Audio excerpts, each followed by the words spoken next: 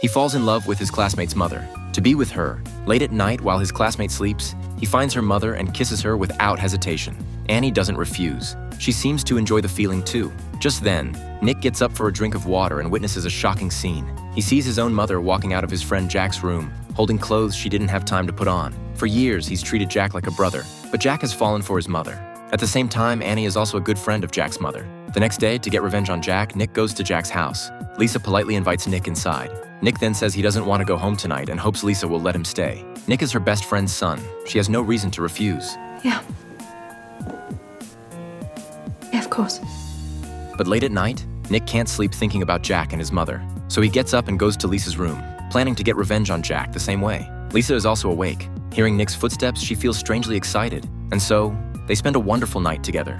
Early the next morning, when Nick returns home, Hey, where have you been? At Lil's. Doing to her what Ian's been doing to you. his words make Annie very angry.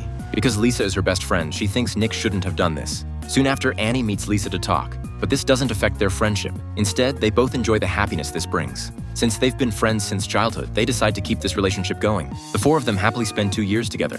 But then something unexpected happens. Now they've all graduated and started working. Nick, as a theater director, falls for a new actress at first sight. To get closer to this girl, he lies about working late, telling the three not to wait for dinner. At first, Lisa doesn't think much of it. She assumes Nick really is working late. But while she's eating dinner, Nick has already arrived at the girl's home.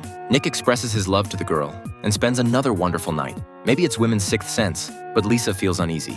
She senses that Nick wants to abandon her. Sure enough, the next day confirms her fears. Nick tells them he wants to marry that girl. They should end this forbidden relationship. They always knew this would happen, just not so suddenly. Soon Nick marries the girl, and Lisa can only watch sadly. Though reluctant to let go, there's nothing she can do to change it. This brilliant movie is called Adore.